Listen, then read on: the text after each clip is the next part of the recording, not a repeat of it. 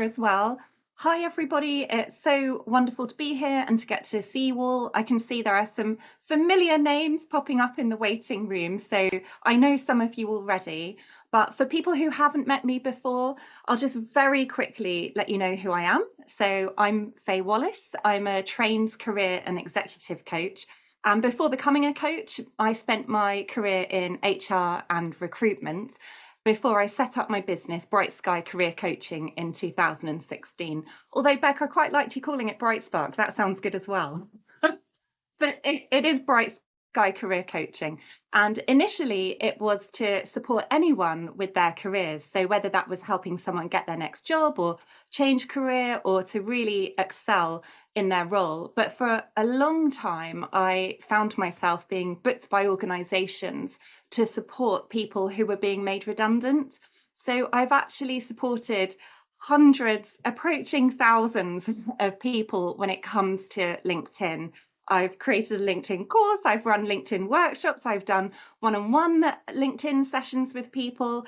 And so I've tried to choose the bits that I've found people find most helpful to share with you today. And I hope you're going to really enjoy it. I'm also the host of a podcast called HR Coffee Time, which is a career advice podcast. It's specifically for HR professionals, although I get told that lots of people who don't work in HR listen as well, which is always lovely to hear. And excitingly, it hit the #2 spot in the Apple UK careers charts the other week. So that was a really exciting moment. And it happened at the same time as Presentis becoming HR Coffee Time sponsor. So I'm really excited to be here today with Presentis to bring this session to you. Now, I am going to make sure we've got time at the end to answer any questions you have, because I know LinkedIn is an amazing tool and there are always questions that I won't have touched on throughout the main part of the session. So please feel free to pop any questions as I'm talking into the chat, and someone from the presenters team will capture them for me and then read them back to me at the end so I can make sure I answer them. Because I know if I just say, oh, save up your questions till the end, that it's too easy to forget them. So please do feel free to just use that chat function. And the other thing that I want to let you know is I really try to make all of these types of sessions as interactive as possible. So if you've got a pen and paper by your side, that would be absolutely brilliant. Just please do jot down notes, write down the things that you would like to take action on, because at the end, I'm going to ask you what one thing you're going to definitely take action on with LinkedIn that's been inspired by this session today. But you've heard all about presenters and you've heard all about me. It would be wonderful to hear a little bit about you. So we have got a poll that we would love you to share with us how you feel about using LinkedIn. So hopefully it's just popped up on the screen now for you, and you can see you've got 3 options. So how do you feel about using LinkedIn? Are you not confident at all? Are you quite confident, or are you very confident and a LinkedIn master who could potentially be running this session for us? So fabulous. I can see all of the answers coming up now. So we've got lots of people who are quite confident, quite a big chunk of people who aren't that confident, and one person who's very confident. So it's great to see that we've got a real mixture. And it's saying there's still a couple more people to answer the poll. So feel free to quickly pop your answers down and I will share the results. So hopefully you can see what you've all answered, and I'm going to aim this session to help all of you. So hopefully, even if you're very confident, you're going to be able to walk away today with something that's helpful. If you're quite confident, you're going to be feeling supremely confident by the end of our time together. And if you're not confident at all, we're going to have boosted you and brought that confidence level up so that you're excited and confident about using LinkedIn going forward. So what would be really helpful to know, given that we have got people at different stages of confidence when it comes to LinkedIn, is what you would like to get out of today. So can you just pop that in the chat for me? I would love to see it. So just quickly in the chat, say what one thing would be the most helpful thing for you to get out of today if we think about the fact that we're focusing on using LinkedIn to get a new job. So I am keeping my eye on the chat to see what everyone's going to pop on there. Is anyone going to put anything in there? Oh, thank you, Alison, for being the very first person. I really appreciate it. So, how much detail to put into LinkedIn, brand building, how to maximize my appeal to recruiters and headhunters, how to make sure your profile gets noticed, how to spruce up the profile, knowing the key things recruitment agents hone in on. John, you've said you want to improve your profile. I think I skipped someone by mistake. How to maximize my appeal to potential recruiters. Confirmation I'm not doing it. Confirmation or not that I'm doing it well. I'm sure you're doing brilliantly, don't worry. And then we've got someone saying how to sell courses on LinkedIn. So I'm really sorry. I'm not going to be focusing on how to sell. It's going to be more focused on actually how to leverage it when you're looking for a new job. Increasing visibility, how to make my profile catchy. Wonderful. It's so helpful to see what it is you'd like to get out of today. Thank you so much for sharing that. And as I said, as I work through the session, if there are any questions that come to you, pop them in the chat and I'll make sure I answer them at the end. So the purpose for the session, what I was really hoping to share with you, should tick off most of those things that you've just mentioned. So I'm going to start very quickly by just looking at why are we even bothering with LinkedIn? Obviously, the fact that you're here means that you know there is some value to it, but I'm going to really hopefully hone in on what that value is. The part that I think so many of you are going to find helpful, which is how and why recruiters use LinkedIn. Having done a lot of recruitment myself before becoming a coach, I have got some insider knowledge on that. And I found that people find it really helpful once they can put themselves in the recruiter's shoes. We'll also look at how to make sure you've got a polished and professional LinkedIn profile that you can be proud of, and how by creating that profile and sprucing it up, you're going to help draw recruiters to you or help convince them that you are the perfect person for their vacancies, for your ideal job. I'm also going to super quickly, because we haven't got a huge amount of time, but I'm going to take a very quick look at some of LinkedIn's best but little known resources. Oh, I was going to take this bit off the slide, so we're not going to be looking at my online course. Instead, we'll just go straight into questions at the end. So diving straight in then, why bother with LinkedIn? Why are we all going to spend a bit of time sprucing up our profile and sitting in this webinar for the whole rest of the session?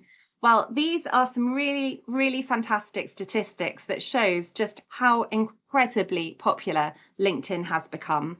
I don't know if, like me, you remember it first coming out and being a bit baffled, thinking, oh, what's this weird thing? Is this ever going to take off?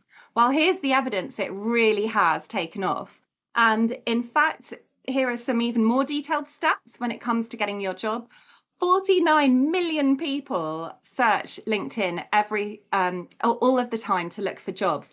And the incredible stat, 8 people are hired every minute through LinkedIn, and 44% of hirers on LinkedIn are explicitly using skills data to fill their roles. And I'm going to explain what that means in a moment. So hopefully if you've been on the fence thinking, oh, have I really got to spend time getting to grips with LinkedIn? Hopefully this is going to convince you it's absolutely worth it. And then doing that dive into putting ourselves into the recruiter's shoes, well, how are they using it? Because if we don't know that, it's difficult to know how we can make our profiles as good as can be and how we can get the most out of the platform when we're using it in our job search. So one of the key ways that recruiters use it is as a database of potential candidates. And when I use the word candidate, I'm talking about people who could potentially fill a job vacancy. And to use it as a database of potential candidates, they like to be connected to as many relevant people as possible. So one of the questions I'm often asked is, oh, should I send a connection request to a recruiter, even though I don't know them, but they are recruiting in my area, but I've never spoken to them? I would always say a resounding yes, absolutely. If you find recruiters who specialize in the roles that you're looking for, please do send them a connection request. They're normally going to be delighted to hear from you, because once they've accepted that request and you're in their network, when a vacancy comes up that is right for you to fill, they'll be able to find you and then hopefully contact you and say, would you like this job? It can also save a huge amount of money for recruiters to use LinkedIn, because actually, if you're paying for job adverts all the time, that can really start to stack up. The other thing is that although recruiters do post job vacancies in the jobs section on LinkedIn, often they will just search LinkedIn to try and find the right people for vacancies that they have. And they do that for different reasons. One is it's a cost saving because they're not paying for advertising. But also, although it can take them a long time to track down the right people, they save time because, again, having been a recruiter, when you advertise a role, you're often inundated with hundreds of applicants and you have to sift through hundreds of CVs, and it can be incredibly challenging working out who is going to be right and who isn't going to be right. So instead, by being able to target people on LinkedIn and narrow down your search to find exactly the right fit can make the whole process much less stressful and much smoother and save time ultimately. So they use it, as I just explained, to search for candidates to fill roles. They'll also use it, and I'll show you an example of this in a moment. Yes, they'll use the jobs section to advertise jobs, but they may also share details of roles through the posts that they post on LinkedIn as well. And sometimes people aren't fully aware of that. So again, it's worth being connected to recruiters within your space because you're much more likely to see if they're sharing a role that they haven't advertised anywhere else. And then someone did mention brand building on here. So one of the reasons recruiters use LinkedIn as well is to build their brand, because not only do they want to find you, they would like you to come to them. And so by building their brand, they'll be sharing useful and relevant information for you. And in fact, lots of you will be here today because you've seen posts about this session. So it just goes to show how useful it can be to be connected to the right people on LinkedIn and following them on there. So the most obvious way that recruiters are using it is to advertise jobs. So for anyone here who is very experienced with LinkedIn or quite experienced with LinkedIn, you probably already know all about this. But for people who aren't very confident, I'm just going to flag it up.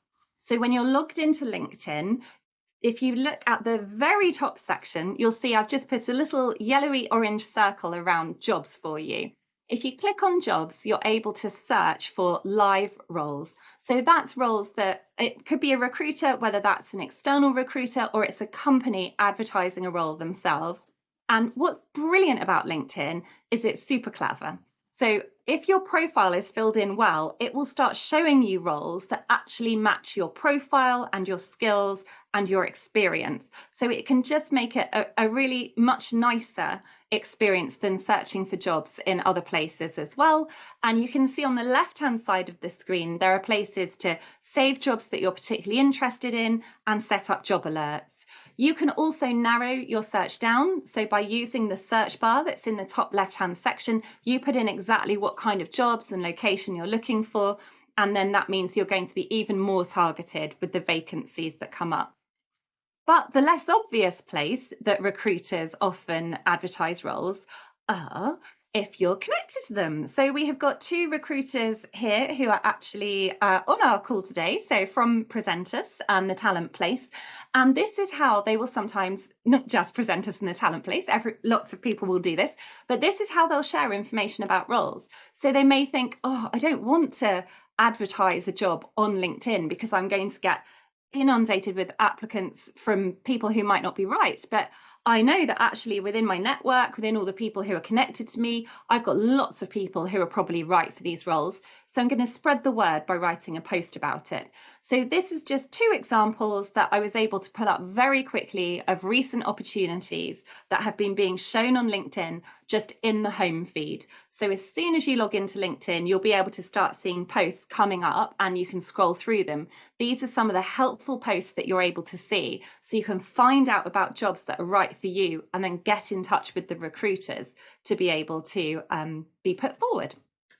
But the really exciting way that LinkedIn is used by recruiters is when they are searching for you. There is nothing nicer in the world than that feeling of having someone get in touch with you and say, I found you on LinkedIn. I think you might be the perfect person for the role that I have available at the moment. But I know it can feel like a bit of a mystery. So, how on earth is it that these recruiters do find the exact right people? Well, the answer is through keywords. So if I think back ages ago to when I used to be an internal recruiter, what would happen is I would be given a job description for the role that we were going to be advertising. And I would sit down with the hiring manager, so the person who wanted to fill that role, and I'd say, okay, I don't really know very much about this role. I've never, for example, I might have to find a software engineer and I knew nothing about software engineering. So I would say, tell me, what do I need to be looking for? And the hiring manager would sit down with me and highlight keywords into the job description to help me. So they'd say, they've got to have this programming language, Faye. They have to have been educated up to this level. They need to have worked for one of our competitors.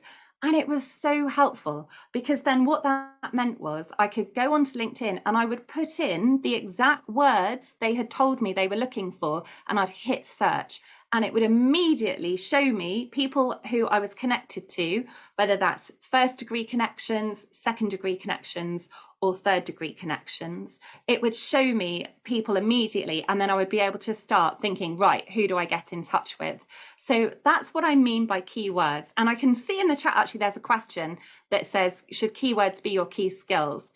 Skills are very important, and we'll look at that in a bit more detail, but actually keywords are words that can spread across all sorts of things. So like I just mentioned there about the hiring manager might say to me about the kind of education they want. Obviously, I specialize in HR career coaching. So if you're a member of the CIPD, that might be something that they're looking for, or they might want you to have a certain level of qualification with their CIPD. So it's not actually just skills, it ranges beyond things. And it also might be job titles. So they might say, oh, we want someone who's done this job before, or the job title for this vacancy is X. So please search for people using that title. So here's an example of me going onto LinkedIn and imagining I need to fill an HR business partner role. So I would just pop in HR business partner, and immediately a whole load of results are going to come up for me. And where there's, you can see the little second, that means it's someone who's a second degree connection. I think most people understand or will already know what first, second, and third degree connections are, but I'll super quickly explain for anyone who doesn't. So I can see Simon on the screen. Hi, Simon. It's nice to be able to see people who are here. So if I was to send Simon a connection request and he accepts it, we become first degree connections. If Simon sends me a connection request, again, we would be first degree connections. So just either you or the other person needs to have sent and accepted a connection request. But the beauty of LinkedIn is that I would then be able to see people within Simon's network. They become my second degree connections. So everyone else who Simon has a first degree connection with now becomes my second degree connection, and vice versa. So third degree connections, as you can imagine, are the people who are then connected to those second degree connections. So what's absolutely wonderful about LinkedIn is you're not just searching as a recruiter and finding people you're connected to, you'll also be shown other people as well, which really expands the amount of talent, of potential that you can tap into. So how do you make sure that you're one of these people who shows up in the search? Well, obviously, the first most important thing is that you're connected to the right people.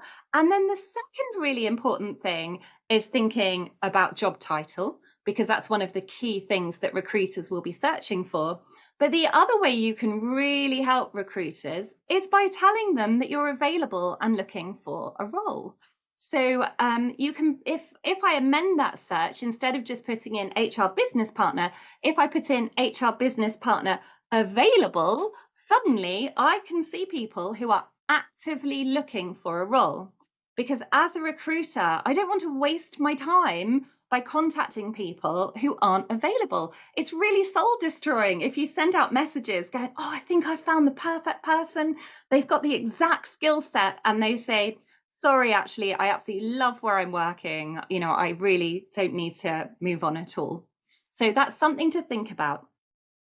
So how do you help recruiters find you and also really impress them? So if as my pretend recruiter, I'm on there looking for an HR business partner, how do I really impress them? Let's take a look at that now. And how do I help them find me? So the easiest way to make your profile stand out from other people is to actually fill all the sections in. It might sound like the most basic thing in the world, but you'd be amazed. People think, oh, this is boring. I can't face it. Or, oh, I hate having my picture taken. I'm not going to do it. But if you just invest that bit of time in filling in every single section of your profile, when a recruiter or a potential employer looks at it, they are going to be impressed. They can see you take the platform seriously. They can see you're serious about your career. So profile photo, please, please, please don't choose a picture that has someone else cropped out in the background, or is just when you were at a wedding and so you think that your hair's done nicely, so you look lovely. Have a picture taken especially for LinkedIn. Or if you've had a photo taken at work, then that's brilliant. Use that one. But you want to make sure it's professional and it's appropriate. And so I always say, if you've got a teenager in the house with you or know a teenager, they're a great person to ask because they tend to be so tech savvy with all the camera settings. My teenage son takes lots of pictures for me, begrudgingly, and he's definitely better than anyone else.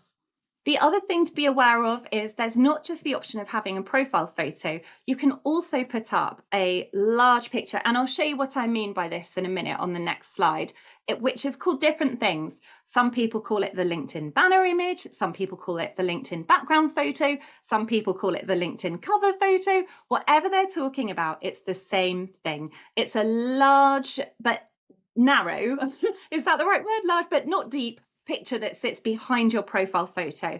And that's a great place to really again show that you're serious about the platform and serious about using it. And you can use it to inject a bit of personality if you want to. The photo can represent your career or your interests outside of your career. It doesn't really matter, but it just helps make your profile look complete.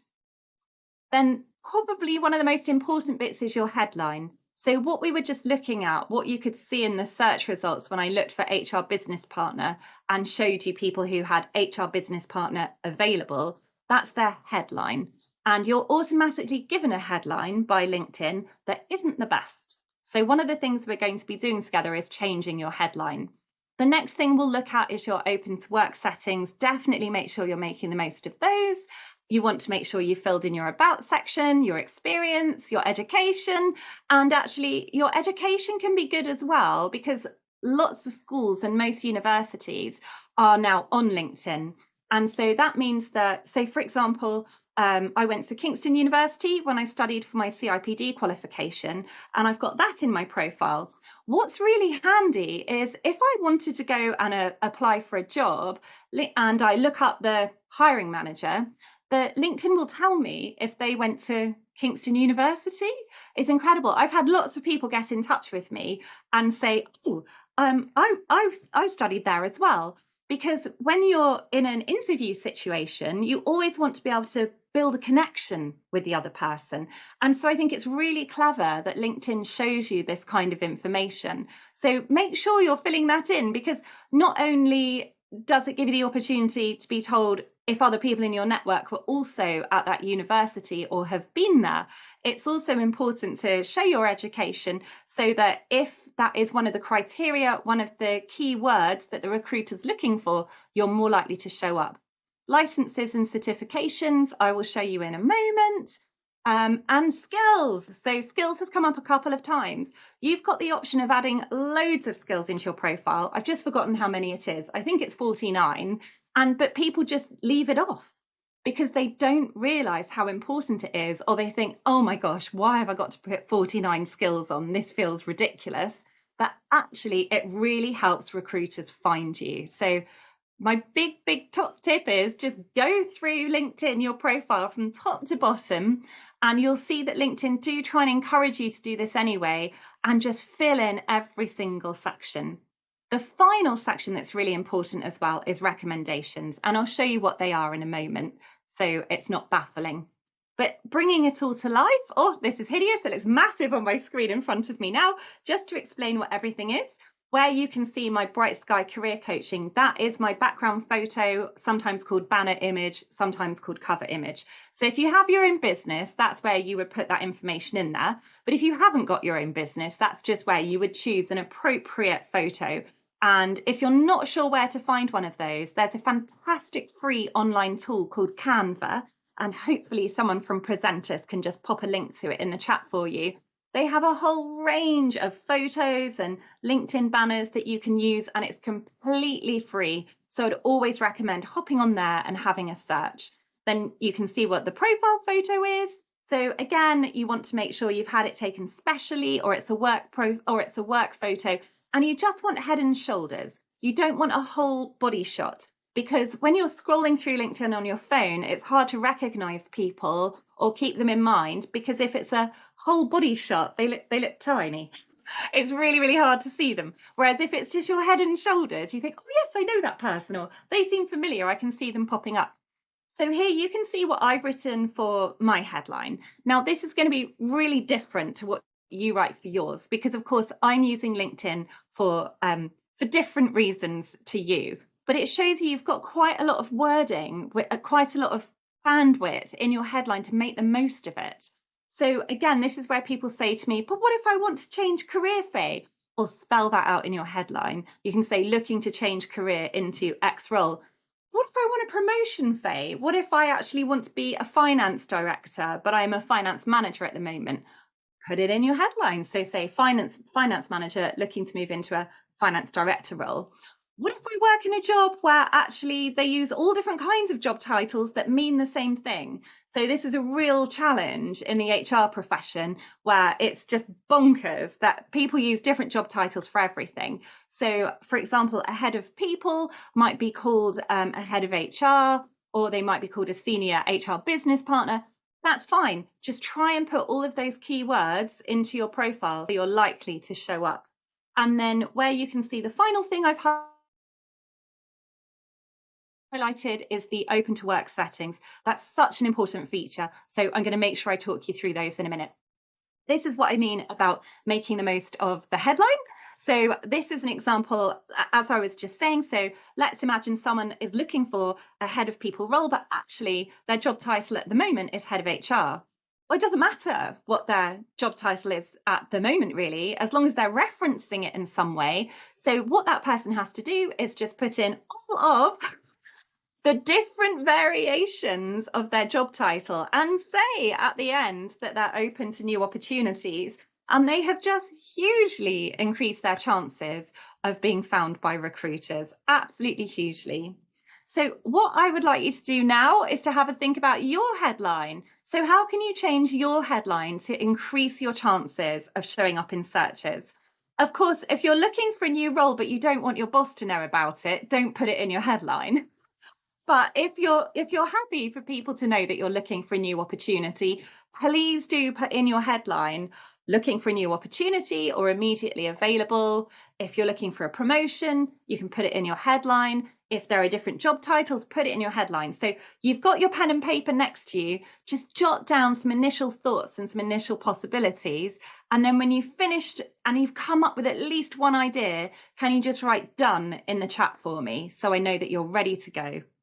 And I will pop on just a tiny bit of music for you while you are doing that.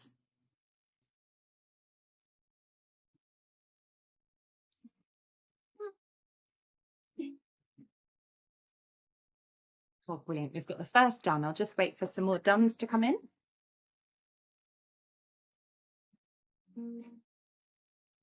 Brilliant. Thank you, Andrea, for letting me know. Brilliant. Thank you, Christy. Thank you, Amanda. Daniel, hi. It's so lovely to see you in here. Daniel's been a guest on the show. Let's see. Patrick, Ant, wonderful. There are lots of dones coming in. Okay, fabulous. I'm just going to give you a couple more seconds to make sure everyone else has got time as well. Okay, the dones are flooding in now. So hopefully you've all got something for an idea. That's wonderful. So now, as promised, I'm going to talk to you about the open to work settings, because these are really misunderstood and they're so important.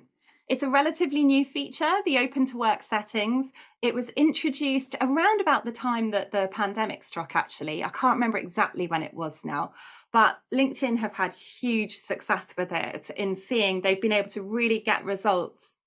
Now, if you are looking for a new role and you're happy for your boss to know it, because it will be visible on LinkedIn, then you can choose who sees that you're open to a new role. So you'll see here, one of the options that comes up is choose to let all LinkedIn members know. Now, all that means is that on your profile photo, LinkedIn will put on a green semicircle, a crescent shape, to let everyone know that you're open to new opportunities, you're open to looking for a new role. But what's a little bit misleading is that LinkedIn also says, oh, don't worry if you feel a little bit funny about everyone knowing you're looking for a role, just choose recruiters only.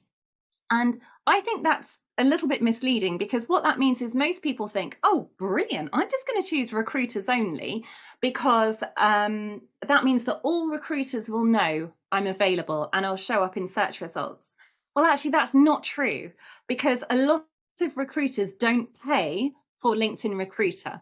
LinkedIn Recruiter is a really expensive product. It's how LinkedIn make most of their money, which is fair enough. Obviously, LinkedIn needs to make some money if it's creating this amazing platform for us all. But what most people don't realize is lots of recruiters don't use LinkedIn Recruiter. So actually, so many people will not know that you're looking for a role if you tick that recruiters only option.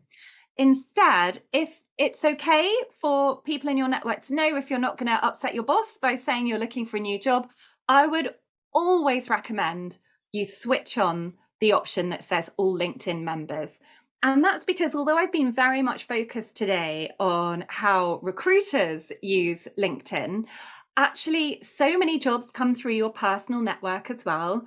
You wouldn't believe the number of people who I've coached who have told me they have got their next job because they switched on the green semicircle and an old colleague got in contact and said, oh my goodness, I had no idea you're looking for a new role. We're looking for someone right now. Would you be interested in applying? And it's even more powerful if you're feeling super brave. So if you've been made redundant or you're actively looking, not only would I recommend you switch this green semicircle on, I'd also recommend that you write a post saying that you're looking for your next role. Actually, one of my clients did it recently, and it was phenomenal, the response that she had when she did that, saying that she'd had a lovely time in her last job, was sad to be leaving, but excited about new opportunities. She has been inundated with people getting in touch, because partly people just love being connected anyway and being kept up to date, but actually also people want to help. So even if they haven't necessarily got a role themselves, they might recommend someone else who you could speak to. So you can see I'm passionate about this one. And LinkedIn did some research. You're 40% more likely to get contacted about a role if you have got the green semicircle switched on. So please do switch that on. Then the About section people find really daunting. What I'd normally recommend with the About section is, if you've written your CV, you can just use the personal profile part of your CV for your About section. But what can be quite good is, again, we're thinking of these keywords. So if you've got the same skills, the same words being mentioned again and again and again, you are increasing your chances of showing up for those keywords when recruiters look for you. So as well as having a personal profile part in the About section, what you could also do is put key areas of expertise include, or key skills include. And feel free to take a photo of this slide if you want to use it as inspiration. It's just a basic structure giving some information about, I've just made this up, this isn't a real person. But what is the elements that I've got in this About section are that it's got key skills in, it has a job title in, so it shows what kind of jobs this person wants. It says that the person is available, and it also gives job titles of other roles they'd consider. Because again, of course, with executive assistants and PAs, there are all different types of job titles. So you'll see I've put currently seeking an executive assistant, PA, or senior admin role. So that's why I'm giving you this as a guide. It's a framework that you can use. And it's nice to add a bit of personality in as well. If you do stuff outside of work, unfortunately, I am not sporty at all, so I can't put any fabulous sporting achievements on there. Thank you, John, for smiling. That's made me feel better for mentioning that. But if you're sporty and you've done something incredible, then mention that, because we're all people, aren't we? We're not just CVs and skills. So hopefully that's helpful to have seen that. This is the experience section where you'll put down all of your experience. Again, you'd be shocked how many people don't fill this in or who aren't sure how far back they should go. So I always say just go back to when your professional career started. So if you had like a part-time Saturday job 25 years ago, that doesn't need to go on there. But anything that is more relevant to your current career, make sure that's on there. And on the left-hand side, you'll see that you can see the logos of the companies that I've worked for. But when I was a teacher, very briefly, there isn't a logo. Now, that is because the school that I worked at, they're not on LinkedIn. So if you've worked for a company and they don't exist anymore, you may not be able to have their logo there. But please do always try and make sure you find the company on LinkedIn so that their logo shows up. It just makes it feel that bit more professional. And the amount of detail you put in here is completely up to you. It really helps if you've done your CV first before you do your LinkedIn profile, because you can lift so much from your CV. So feel free to just copy and paste across everything that's in your CV onto your experience section. But it's important to do it because often, as I mentioned earlier, companies like hiring people who have worked for their competitors or who they know are in the same industry. So sometimes recruiters will do specific searches looking for people who have worked for a particular company. As I already mentioned, it's important to have your education on there. But one aspect that people don't always know about is this licenses and certifications section. So anything you've done, any sort of study that isn't a formal qualification. So it's not a degree, a master's, it's not A-levels, it's not GCSEs or anything like that. You can still have it in your LinkedIn profile to help add to your credibility and show your amazing experience and skills. It just goes in this licenses and certification section. And in fact, if you complete a LinkedIn course through the LinkedIn Learning platform, when you finish the course, it will ask you, do you want to add this to your profile? So that's quite handy as well, because if you have any perceived skills gaps or things you know that you need for the new roles you're going for, then do one of the LinkedIn courses and just pop it into your licenses and certifications. It's a really good way of helping reassure anyone looking at your profile that you're a brilliant candidate for the role. And when I mentioned LinkedIn Learning, you get access to some of the courses for free, but some of them, the majority of them, you will need to have a paid version of LinkedIn to access. The cheapest version of LinkedIn, if you want to pay for it because you want LinkedIn Learning, is the one where you're a job seeker. They change the name of it all the time, so I've actually forgotten what it's called in this moment, but it's the most affordable option. And I always think it's quite good to get if you want to have access to the courses. They'll often offer you a free trial if you've never had it before. So I'd always say sign up for the free trial, pop it in your calendar when it's going to end, and then just cancel it as soon as it's ended if you don't need it anymore and if you've managed to do the courses and access the stuff on LinkedIn that you wanted to. So skills, this is the skills part of your profile. This is the bit that everyone kind of ignores or thinks, oh my gosh, oh, look, it's 50 skills you're allowed to have.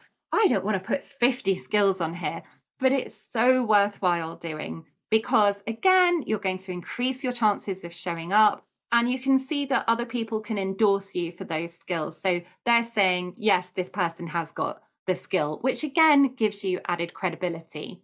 And then the final section of your LinkedIn profile that you need to make sure that you're utilizing is the recommendations section.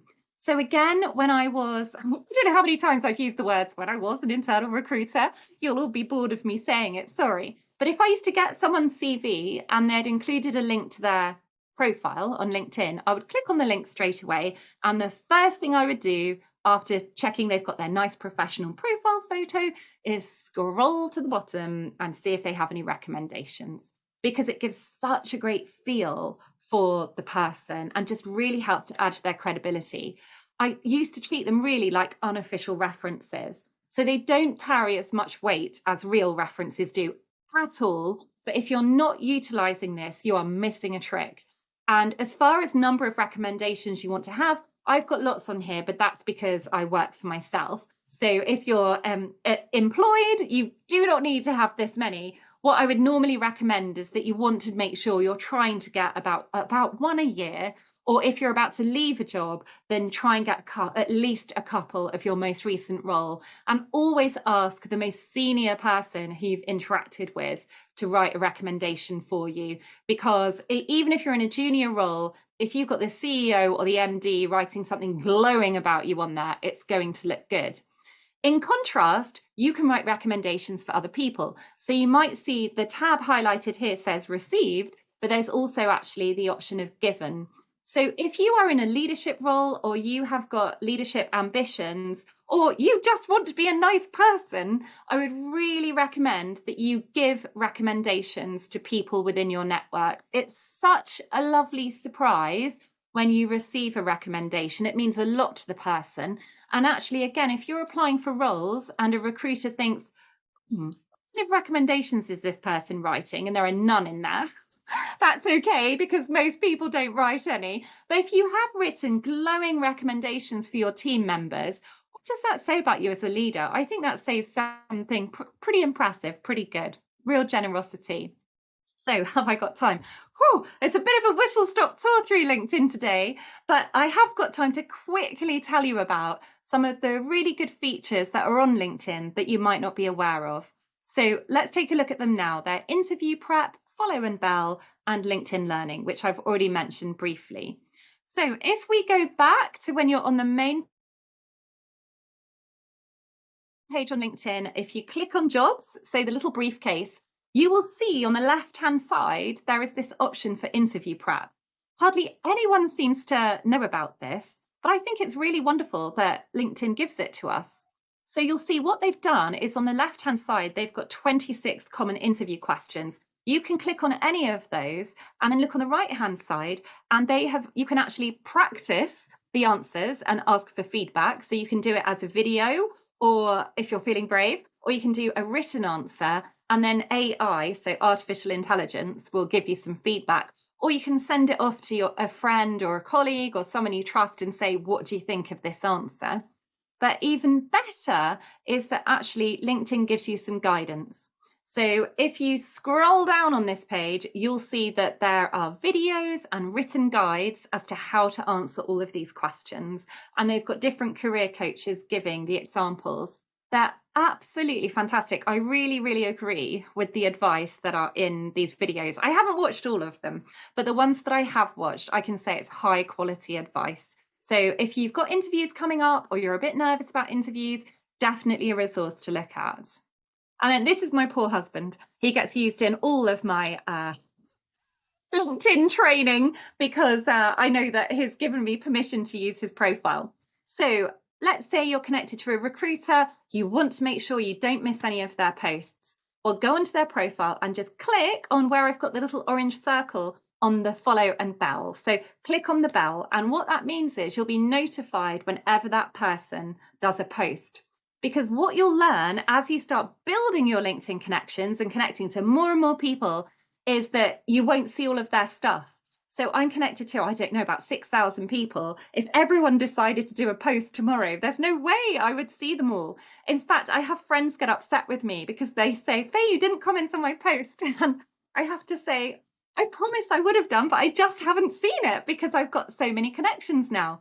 So to avoid that happening to you, you don't want to miss anything important. Just make sure you ring the bell. So click on the bell of anyone important that you want to get updates about. So that could be recruiters that you're following, but it could also be, what if you're interviewing as a company? You can click the bell for the people who are going to be interviewing you, so that you're really on the ball with getting a feel for who they are, the kind of posts they're putting out.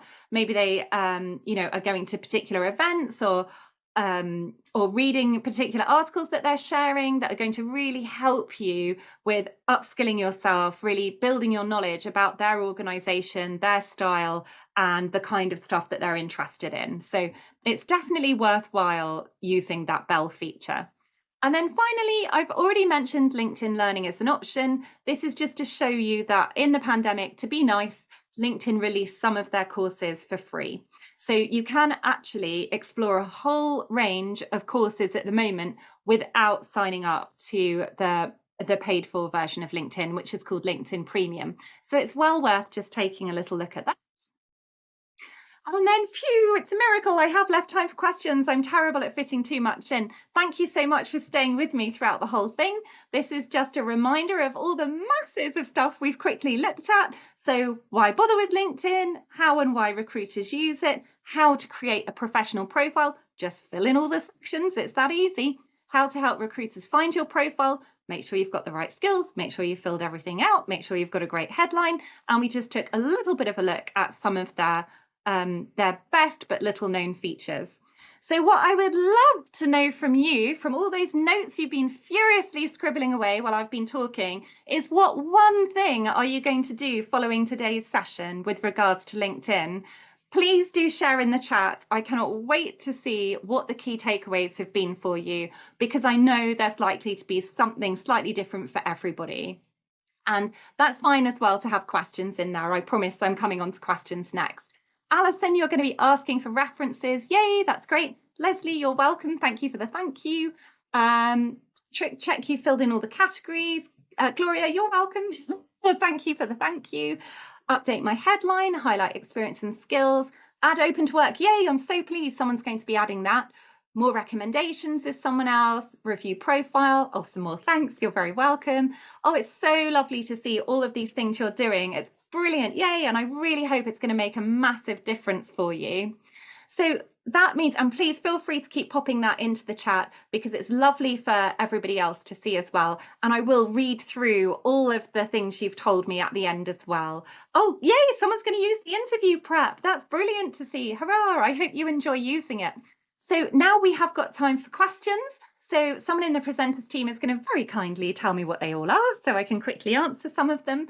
So whoever is going to tell me that, do you want to unmute yourselves and share the questions with me? That's me. Can you hear me? I can hear you loud and clear. I did, by the way, just going back to the Canva, I've just added that into, I do apologise, I actually added it to the waiting room, so you should have the Canva link. A little thing I suppose to take away is please do add presenters to your Find and Bell. So basically that means obviously when we've got future sessions like today, then you'll get notified of them. So please do add us to your Find and Bell. So some of the questions I think were covered in what you through the presentation. There was one question actually, if I have done HRBP roles in the past, but current role is freelance consultancy, will I get overlooked? Oh, yeah, that's a really good question. And actually, just in case anyone isn't hanging around for the questions part and has to dash off, it's just to also say presenters and I would love to have your feedback today. So I'm just going to pop up on the screen here a QR code that lets you fill in a feedback form. And if you fill that in, you have got the opportunity to potentially win a 15-minute LinkedIn review session with me. So we'll have it like this, but it would just be you and me for 15 minutes. And also someone from the presenters team will put the link for the feedback in the chat as well. So but I promise I'll answer the question still. I just suddenly thought, oh gosh, I don't want us to lose anybody, because we would so value that feedback. It's incredibly helpful. So going back to that question, thank you, Beck. So to the person who said that they're freelance now, but they have been HRBP before, if you're looking for an HRBP role, that's absolutely fine. Just make sure that you mention it in your headline. I don't think that the fact that you've been freelance is going to automatically mean you're going to be overlooked at all. So in your headline, you can say experienced HRBP looking for my next opportunity. And then in your about section, you can explain that you've been freelancing if you want to, but that you're keen now to move back into a permanent position. So hopefully that answers that. Beck, did you have another question? Another question we had was, do I keep changing the keywords on the LinkedIn based on different job descriptions? Oh, okay. Well, so the easiest way of getting found is if you're very focused on the kind of role that you want to have. So I know this can be a challenge if you're considering two totally different career paths. So for LinkedIn, I'd always recommend you pick one. Pick the career path you really, really, really want to have, because then you're going to find there is huge overlap in the skills that are being mentioned in the different roles. and which means you shouldn't have to keep changing them all the time. It's definitely a good idea to keep an eye on them. And actually, another advantage if you do upgrade to LinkedIn Premium, and again, I'd recommend do that on the free trial to start with. If you look at any jobs that are being advertised, it shows you, only if you're a premium member, what skills the other applicants have who are applying. That's a really great way of figuring out what some of the skills should be in your skills section. But the fact that you've got 50 available to you definitely means that it's hopefully easy-ish to be able to fill in all 50 and then not have to change them too much. So I hope that answers that question. Is there another one, Beck? Yeah, there's a few more questions. I'll end with a couple more. One is, how do you cover a gap such as carers leave? Oh, yeah, so you can put that on there. So in the experience section, you can say, you can put it in. So where it asks for the company name and the job title, you would just say caring responsibilities. And then in the description, you would say, I took some time out for caring responsibilities. So, don't worry about hiding it or thinking, oh no, there's a gap. You can just put it on there, just like you would do on a CV. But that's a great question. Thank you for asking it. I'm sure that will have helped other people as well. Beck, what's the next one? We also, let me just bring it up. So we have connection to which degree level are more important in one's networks while connecting to recruiters. Oh, I'm not 100% sure what that means. I'm assuming it's like the degree, is it like educational level maybe? But what is more connection to which? Whoever asked that question, did you want to just pop a little bit more detail in the chat for us so I properly understand it? Because I have a feeling I might go off on a tangent otherwise. Thank you. And while they're popping that in the chat, Beck, was there another question? I mean, a lot of the other questions I think have covered through what you. Okay, great. Hooray. Phew. There was one is about which profile section should you focus more on if you have been switching careers and also with your initial days of your education. If it's quite varied, I suppose, which profile section of the profile should you be more focused on? Well, you ideally want to make sure you filled in all of the profile section. And then if you're worried about any career switching, I wouldn't worry too much if it was a long time ago. You've all just seen that I was a teacher ages ago and not for very long. But that's where the about section is very powerful, because I think the about section is a really good one to focus on, actually, because that's where you can explain where you're at now with your career, what you can bring and offer to an employer, and what it is that you're looking for. And then I think we might be at time, Beck. I would use the job search tools. I was just having a look. I think there was somebody that said, I added my current gap in career and was told to remove it as it meant that the first role discovered was the career break, so may get overlooked. Oh, okay. So you can also, I've seen other people do that, where they put actively looking for a new role in their experience section. So rather than it saying career break, there's career break, and then the next one up says actively looking for a new role. But again, I just wouldn't worry too much about it. As long as your about section is very strong, as long as you've got a good strong headline, they're the really important elements to be worried about. And I can see someone said, how far back in time should the profile go? Whenever you started your professional career is always my advice on how far back it goes, unless it starts to feel really, really irrelevant. But it looks weird if people have only got very recent jobs on there.